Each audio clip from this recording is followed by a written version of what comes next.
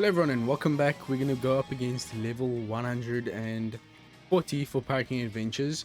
But as you'll see, the team can very easily handle level 200 even, which is about 40 billion to 30 billion HP. We are using Legend Alba as well as the friend Captain Garling. Garling is just the superior option when it comes to dealing damage in this Parking Adventures compared to Garp, of course. The main reason for that is going to be, of course, type advantage, but also class advantage. The enemy is weak to driven, so our Garling does an extra 2x damage. So Alba's a great unit because he allows us to get access to a lot of damage.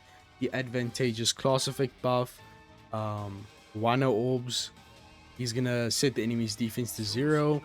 He's also gonna provide us with enemy resistance down. He does also give weakness, but it's not through immunity, so we can't really get that ability. Still an amazing character, mainly for his bind and despair reduction as a captain, which is very irrelevant on stages 3 and 4. And then he also has the the reduced special limit uses duration by 3 turns potential ability. So we do get that debuff on stage 3, but it's really not too much of a problem. We don't even use specials on stage 3 or 4. We only use a super type, so we don't really care about that either way. Don't worry about maxing it out. I know it's a very rare tablet to get. Now, it's very important that you start off in the exact same form of your Zoro and Sanji as I do. For Nami and Karina and the Odin and Akazaya Samurais, it doesn't really matter which form you start in. But since we are using the super swap ability of our Zoro Sanji, it's very important that you do exactly as I do. Also, make sure that your units are in the exact same positions as I have here. The only support that is required is going to be Kid. Both Lafitte and Brook are just there for extra damage, a 1.5x conditional attack boost from Brook, and then a 1.3x color affinity from Lafitte. Any ship will work. You don't have to worry about HP. On the final stage, our King will also remove the burn, so we don't have to worry about hitting perfects and losing our HP. So I'm just going to use a level 99 last up level 1 Garling. We are taking advantage of his last up ability. So when it comes to Garling, you really want to get to a 6x orb boost. And we do have characters on this team that are allowing us to actually do that. So when it comes to the first few stages, all we're going to do is just get the super swap of Zoro and Sanji ready. We'll be using that on stage 3. So the first two stages, you're just getting that ready. And you also want to make sure that you don't have a Wano orb on your Akazaya Samurais. So if they don't have a Wano orb at the start, just don't touch them. Because remember, on the final stage, we do have that Kid support. That's going to be very important to ensure that we can get around the G orb barrier. So it's very important that you have that Kid support. But in terms of just how the team works, we have the Super Tandem and Super Class or X Super from the Zoro and Sanji procced, because we do have 3 units that are proccing the ability: the Akazaya Samurai, Luffy, and then Nami from Nami and Karina. So all 3 of those are very important. And since we have 3 of those characters, you don't need your Super Tandem of Zoro and Sanji at beyond level 1, so it's very accessible in that regard.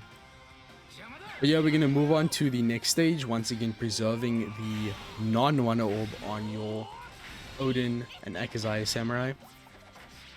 I'm actually just going to take an extra turn to kill there. So it's definitely not a no-stall team, but it is very high damage, as you'll see on the final stage. It's very odd what we're doing with Zoro and Sanji here, because we're actually not using the X Super on the final stage. The only reason I say that is because we don't want Zoro and Sanji to change Garling's classes. We want Garling to stay a driven character, but we do want a full team of slashers. So when it comes to Zoro and Sanji, if you use their special in their dual form, if your captor is a slasher, so Alba is a slasher, it changes all of our characters into slasher free spread units. We want our units to become slashers, but we don't want to change our secondary classes, because we want Garling to have the 2x extra damage from being a driven character. And remember, that will be even more amplified with the advantageous class effect buff from Alba. So it's very important that Garling stays a driven unit. It's essentially a 4x extra damage. So stage 3, use the super swap of Zoro and Sanji. They are now in their dual form. Once again, preserve the non-1 orb on your Akazaya Samurai. Don't worry about anything else. You can one tap with Garling very easily there. Now stage 4 is also very, very simple. All we're going to be doing here is using the super type. Okay, so Kid is going to activate there. What we're going to do is we're going to use the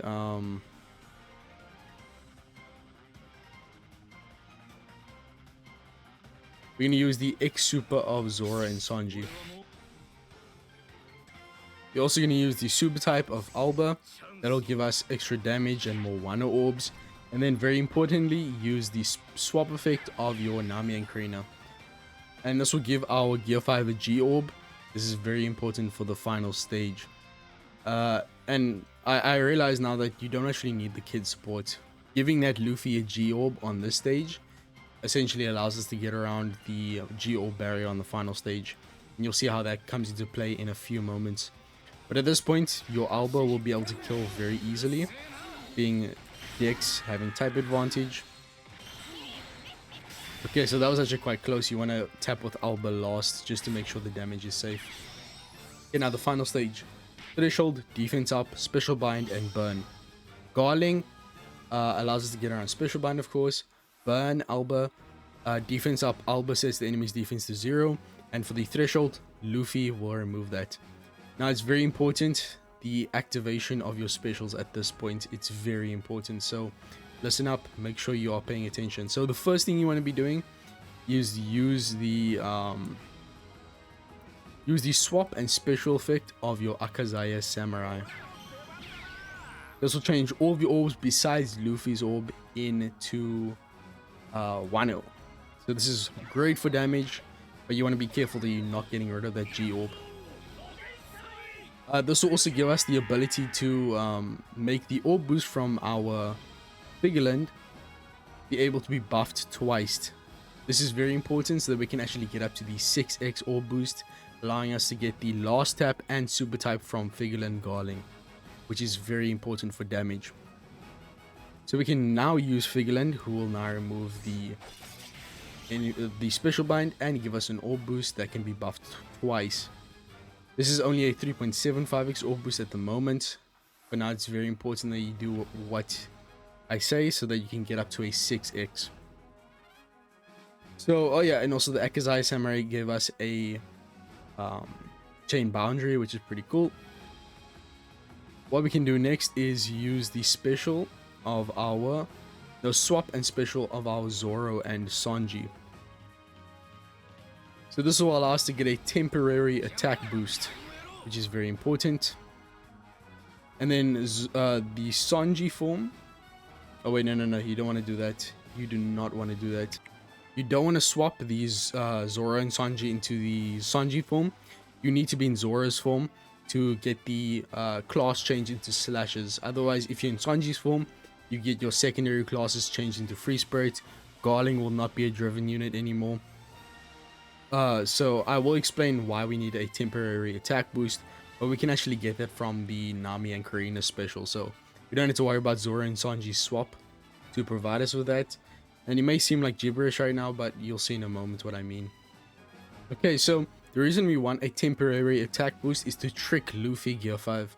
Luffy Gear 5 is a great unit, not only for removing the threshold, he also provides us the rush ability.